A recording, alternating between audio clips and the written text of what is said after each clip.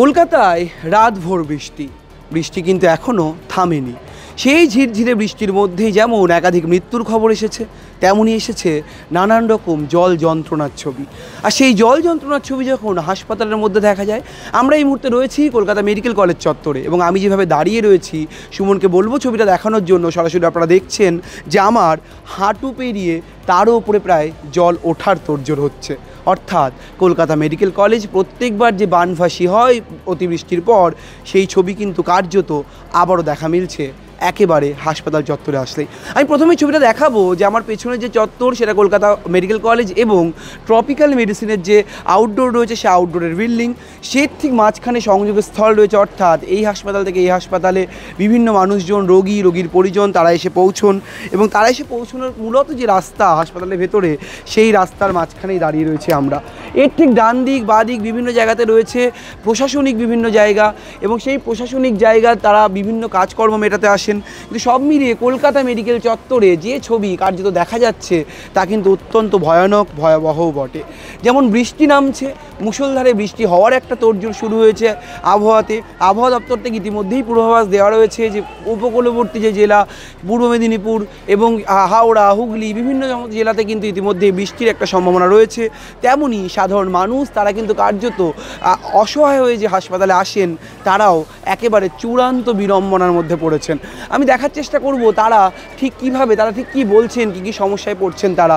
আমার সঙ্গে যারা রয়েছেন প্রত্যেকেই রোগী অথবা রোগীর পরিজনরা রয়েছেন।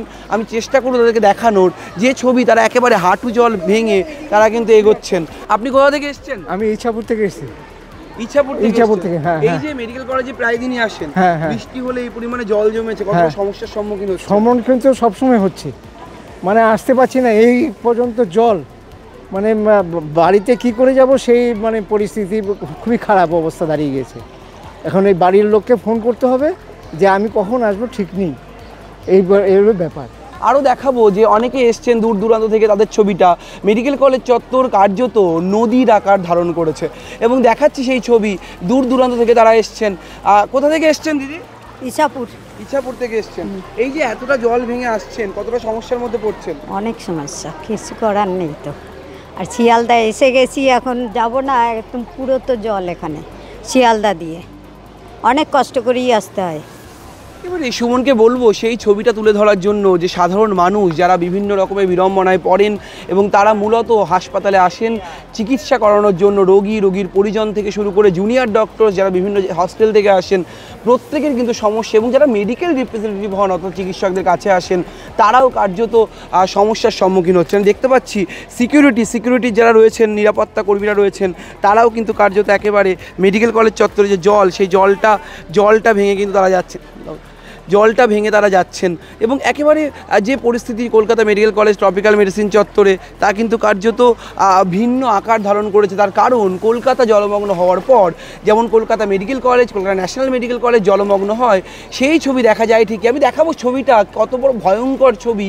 একেবারে ট্রপিক্যাল মেডিসিনের যে গেট, সেই গেটের সামনে কার্যত সাধারণ মানুষ হাঁটু পেরিয়ে জল কিন্তু কোমরের কাছাকাছি পর্যন্ত চলে যাচ্ছে। অর্থাৎ এই মুহূর্তে যে ভয়ঙ্কর ছবি আমরা দেখাচ্ছি, এটা একেবারেই কলকাতা মেডিকেল কলেজ এবং হাসপাতাল চত্বরে ছবিটা দেখাচ্ছি। দাদা, আপনি এখানে ডাক্তার দেখাতে এসছেন? কোথা থেকে? বড়নগর থেকে এসছেন। এই যে দেখছি হাঁটুর উপরে জল, কি অবস্থার মধ্যে, কি সমস্যার মধ্যে পড়ছেন হাসপাতালে? আমি হাসপাতালে এডজাস্ট নাও এলুম 222 এসেছি। 222 সারা দুনিয়া ঘুরিয়ে নিয়েছে ভাই। লাস্ট আমি এই মেডিকেলে এসে পৌঁছেছি, সেন্ট্রাল অ্যাভিনিউ দিয়ে টপিক্যালে এসে।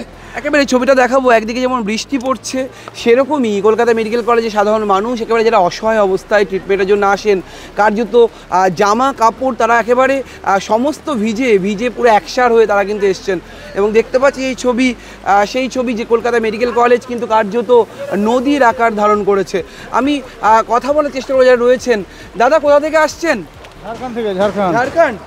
ঝাড়খণ্ড থেকে এসছেন। কলকাতার যে হসপিটাল, এতটা জল, কি সমস্যার মধ্যে পড়ছেন? বহুত সমস্যা। কি দেখাতে এসেছিলেন এখানে? স্কিন না, সুগারের।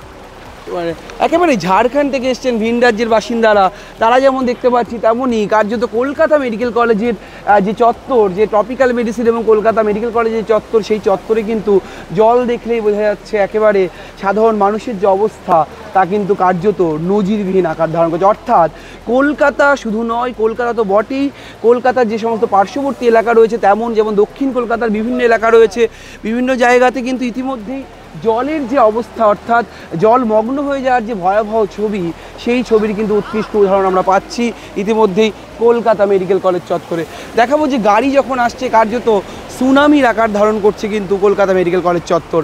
এই মুহূর্তে যা পরিস্থিতি, তাতে এই পুজোর আবহ অর্থাৎ উৎসবের আবহে যেমন কেনাকাটার প্রসঙ্গ থাকে, তেমনই ছোট ছোট ব্যবসায়ীরা তাদের যে দোকান থাকে রাস্তার ধারে, তারা ঠিক কী করবেন, সাধারণ মানুষ তারা ঠিক কীভাবে উৎসবের আমেজ নেবেন, সেটা তো বড় কথাই, তার মধ্যে উঠে আসছে ছোট ছোট ব্যবসায়ীদের ভাগ্যের কথাও।